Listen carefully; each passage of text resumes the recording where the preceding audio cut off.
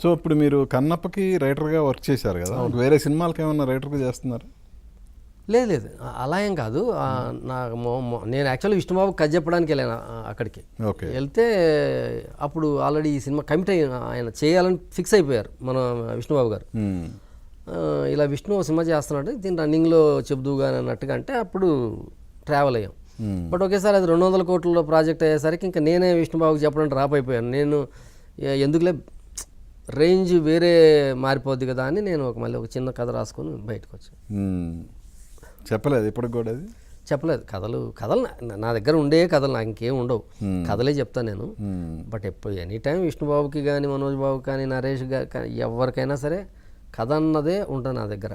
So ఈ cinema hit అయితే దేవుడి దయ వల్ల అన్నీ జరుగుతాయి. కాదు, కన్నప్పలో విష్ణు బాగా చేశాడు, చాలా బాగా చేశాడు. బట్ ఆ సినిమా కమర్షియల్గా ఎందుకు ఆడియన్స్? సినిమా బ్యాడ్ సినిమా కాదు అది. మేము చేసేటప్పుడు ఒకే మాట అన్నాను, సినిమా రష్ చూసిన తర్వాత ఒకే మాట అన్నాను. ఆఖరి 40 మినిట్స్ అది అద్భుతం. ఇంకా అదే సినిమాని కాపాడుద్ది అనుకున్నాం. అదే సినిమాని మంచి పేరు వస్తుంది, విష్ణుబాబుకి అందరికన్నా మంచి పేరు వస్తుందని నేను నమ్మాను ఆ సినిమాకి.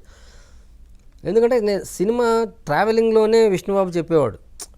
మేము సీన్స్ చెప్తుంటేనే ఆయన ఒక సీన్ గురించి పర్టికులర్గా శివలింగాన్ని పట్టుకొని ఆయన ఏడ్ చేసి కళ్ళు ఇచ్చే సీను ఆయన చేసి చూపించేవాడు. అసలు అప్పుడే అనుకునేవాడిని విష్ణు ఈ సినిమాలో వేరే లెవెల్లో పర్ఫామ్ చేస్తాడు, ఇది 100% జనంలోకి వెళ్ళిపోద్దని.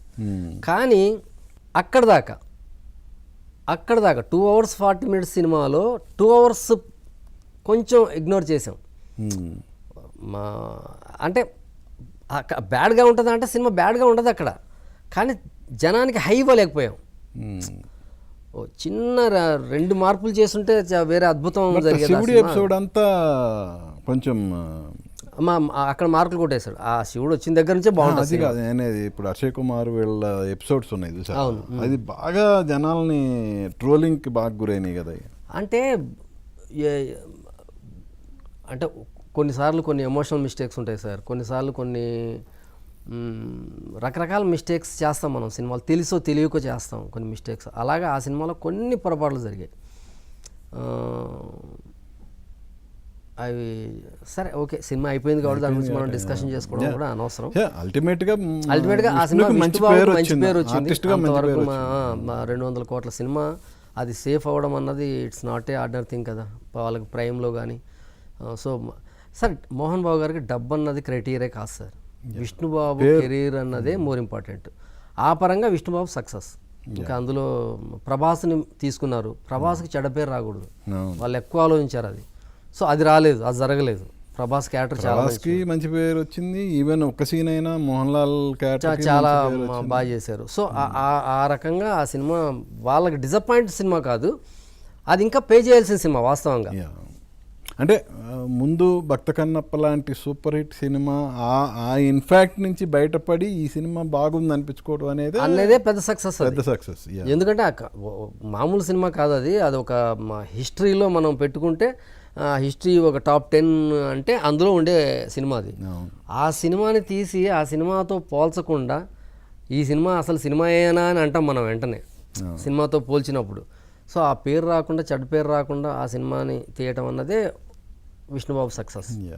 So what next waiting for July 17th అనమాట. July 17th mister middle class cinema release. మళ్ళీ బిజీ అవుతానని గట్టిగా నమ్ముతున్నా.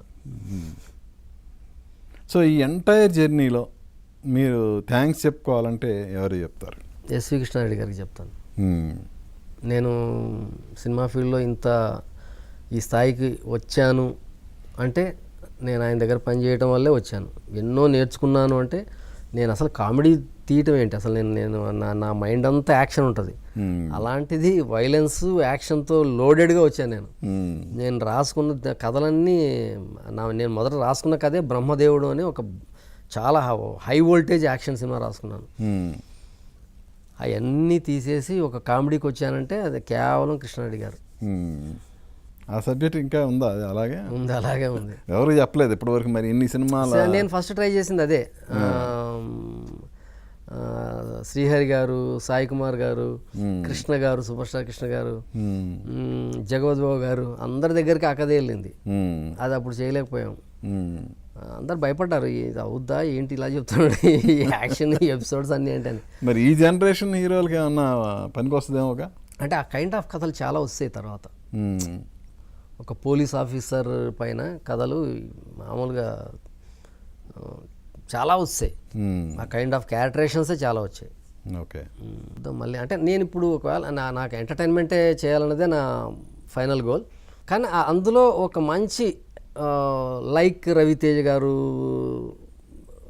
గోపిచంద్ గారు, నాగార్జున గారు అలాంటి హీరోలతో ఒక మంచి కమర్షియల్ ఎంటర్టైన్మెంట్ చేయాలని ఉంది. గాడ్ గ్రేస్ ఉంటే చేస్తా. సో కృష్ణారెడ్డి గారి శిష్యుల్లో ఇన్ని సినిమాలు డైరెక్ట్ చేసింది మీరేనా, ఇంకెవరన్నా ఉన్నారా? వీరు చేశాడు. మీరు తక్కువే చేసింది. వీరు తర్వాత ముందు వీరు డైరెక్టర్ అయ్యాడు, తర్వాత నేను అయ్యాను. ఎక్కువ సినిమాలు నేనే చేశాను. వీరు కూడా మంచి సినిమాలు చేశాడు. ఆరో ప్రాణం కానీ మంచి సినిమాలు చేశాడు. తర్వాత కానీ కంటిన్యూ చేయలేపారు. ఇప్పుడు దాసరి గారు ఉన్నారు. దాసరి గారి శిష్యులు అంటే ఇక అలా ఒక్కొక్కళ్ళు 50, 60, 100 చేసిన వాళ్ళు ఉన్నారు. అలాగే రాఘవేంద్ర గారి శిష్యులు ఉన్నారు. ఆ రేంజ్లో కృష్ణారెడ్డి గారి శిష్యులు అంటే ఎక్కువ సినిమాలు చేసింది మీరే. అవును. మరి మీ శిష్యుల సంగతి ఏంటి? ఎవరన్నా అసలు డైరెక్టర్ అయ్యాడా ఒక్కడన్నా? నా శిష్యుడు ఇప్పుడు అంటే నాకు శిష్యులు ఈ పరంపర ఈ సౌండ్ అంతా పోయింది కదా. నా దగ్గర చేసిన కుర్రాడు ఇప్పుడు రమేష్ అని దిల్ రాజు గారి దగ్గర తెల్ల కాగితం సినిమా చేస్తున్నాడు. మంచి కుర్రాడు, 100% చాలా బాగుంటుందని నేను అనుకుంటున్నాను. అంటే పాజిటివ్ మైండ్, ఎంటర్టైన్మెంట్ మైండ్ ఆ కుర్రాడిది కూడా హిట్ ఇస్తాడని అనుకుంటున్నాను. Okay, thank you. సో అటు 25 years జర్నీ అనేది మామూలు విషయం కాదు. ఈ 25 years ఇంకో 25 yearsకి పునాది పడాలి ఈ సినిమాతో. Thank you very much. Mister middle క్లాస్తో ఆ పునాది, ఆ ఫౌండేషన్ బాగా మళ్ళా పడాలని కోరుకుంటూ wish you all the best. Thank you Subbarao garu. Thank you ABN. So Nageswara Reddy గారితో మన స్పెషల్ చిట్ చాట్ చూశారు కదా. మళ్ళీ మరో గెస్ట్తో మీ ముందుకు వస్తాను. మీ NSR సైనింగ్ ఆఫ్. చూస్తూనే ఉండండి ABN ఆంధ్రజ్యోతి.